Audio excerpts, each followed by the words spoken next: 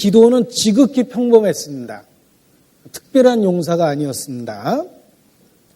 그래서 자기 스스로도 자기를 그렇게 평가합니다. 6장 15절에 보면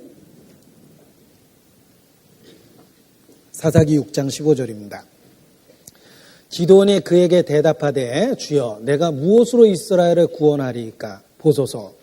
나의 집은 므낫세 중에 극히 약하고 나는 내 아비 집에서 제일 작은 자니이다. 기드온 자신도 자기를 그렇게 평가할 수밖에 없는 연약한 사람이었습니다. 매우 소심하고 나약한 모습으로 표현되어 있습니다. 왜냐하면 미디안 사람들을 두려워해서 그 밀 얼마를 몰래 포도주 틀에서 타작하고 있었습니다. 아주 소심하고 나약한 모습을 보여줍니다. 그러나 그 약하고 소심한 기드온을 통해서 하나님은 놀라운 능력을 이스라엘에게 베푸십니다. 하나님이 쓰신 사람의 특징이 그러합니다. 모세가 애굽의 왕자였을 때 한참 육체적 전성기를 누리고 있을 때 쓰지 않았습니다. 나이 80이 된 이후에 육체적 전성기가 끝난 이후에 그리고 광야의 목동으로 전락해 있었던 그때 하나님이 비로소 모세를 불렀습니다. 이제 모세는 인간적인 자신감은 다 없어졌습니다. 나는 본래 말에 능하지 못하고 나는 입이 뻣뻣하고 혀가 둔한 자다. 그렇게 고백할 수밖에 없었습니다. 한때 애굽의 모든 학문에 능했던 그였지만 광야 40년 생활을 통해서 자신감을 다 잃어버렸습니다.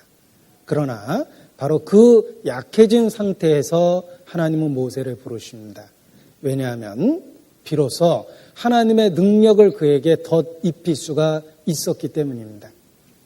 하나님은 항상 이와 같이 평범해 보이고 평범보다 더 나약해 보였던 사람들을 통해서 놀라운 역사를 이루십니다.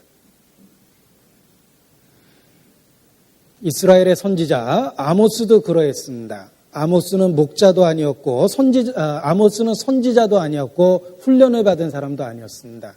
그저 평범한 농부였고 뽕나무를 배양하는 자였다라고 스스로 고백합니다. 그러나 하나님은 아모스를 그 시대의 일꾼을 삼으셨습니다. 에레미야를 부르셨을 때도 그러했습니다. 에레미야를 부를 때 에레미야가 대답하기를 슬프도소이다. 주여 나는 아이로소이다 라고 고백합니다. 그것이 실제 에레미야의 모습이기도 합니다. 하나님은 항상 연약해 보이는 자, 작아 보이는 자를 통해서 그의 놀라운 능력을 보이십니다.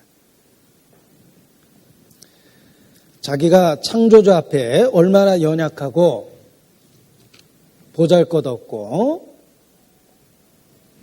작은 자인지를 깨달을 때 역설적이지만 하나님이 그를 쓰십니다.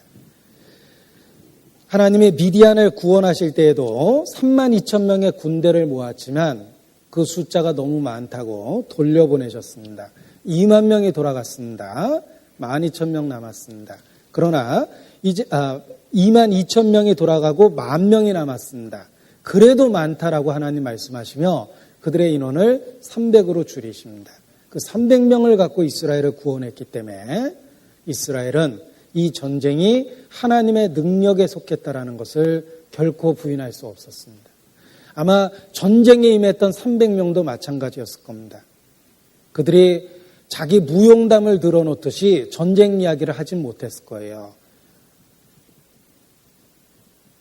하나님이 얼마나 놀라울 정도로 역사하셨는지 그들은 고백할 수밖에 없었을 겁니다. 왜냐하면 이 300명을 갖고 전쟁에 이겼을 때 그들이 가졌던 무기가 아주 보잘것없었습니다. 한번 보죠. 사사기 7장 16절입니다. 300명을 세 대로 나누고 각 손에 나팔과 빈 항아리를 들리고 항아리 안에는 횃불을 감추게 하고 이것이 수십만 명의 군대와 싸웠던 무기였습니다. 보세요. 나팔과 빈 항아리와 그리고 횃불, 칼과 단창과 방패 이런 것이 아닙니다. 아마 이 300명 중에 머리 잘 돌아가는 사람이 있었다면 뒤에서 끊임없이 비평했을 겁니다. 이건 진짜 말도 안 된다. 32,000명이나 있었는데 그걸 왜 돌려보내냐.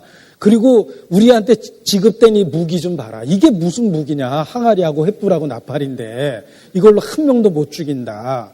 아마 이성적 논리적으로 따지면 전쟁에 참여할 수 없었을 겁니다.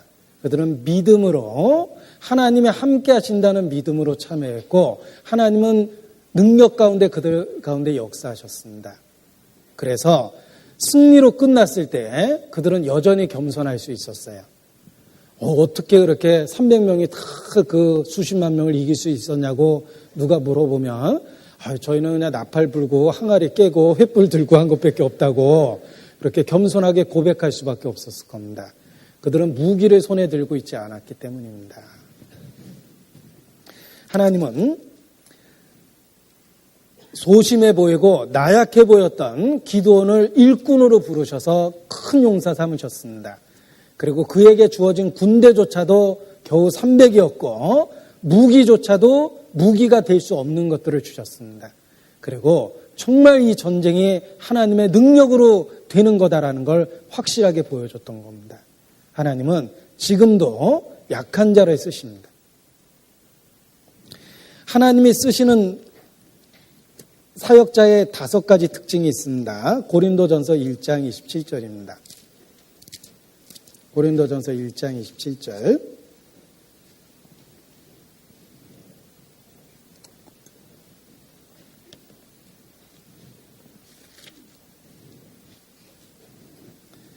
그러나 하나님께서 세상에 미련한 것들을 택하사 지혜 있는 자들을 부끄럽게 하려 하시고 세상에 약한 것들을 택하사 강한 것들을 부끄럽게 하려 하시며 하나님께서 세상에 천한 것들과 멸시받는 것들과 없는 것들을 택하사 있는 것들을 폐하려 하시나니 29절 같이 읽겠습니다. 이는 아무 육체라도 하나님 앞에서 자랑하지 못하게 하려 하심이라. 미련하고 약하고 천하고 멸시받고 없는 것들을 택합니다. 그 가운데 하나님의 능력을 담아주심으로 우리가 이 보배를 질그릇에 가졌다라는 분명한 진리를 깨닫게 하십니다.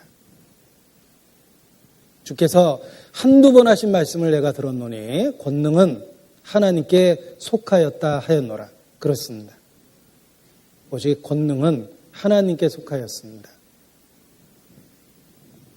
그것을 확실하게 인정할 수밖에 없는 연약한 자들을 통해서 하나님은 자신의 능력을 보여주십니다.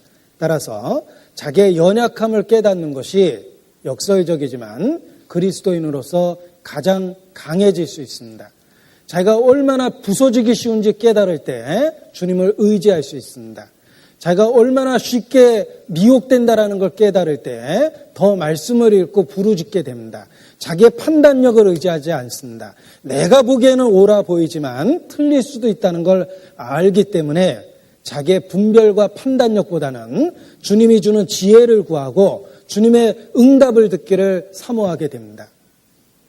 자기 혼자 머리 다 굴려서 앞뒤 다 재놓고 틀림없다라고 확신하면 절대 기도응답 못 받습니다. 이미 결정 다 해놨거든요. 이 똑똑한 네가 알아서 한번 해봐라.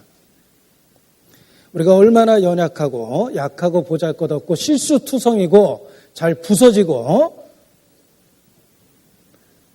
얼마나 어리석은지 사실 경험적으로 우리는 잘합니다.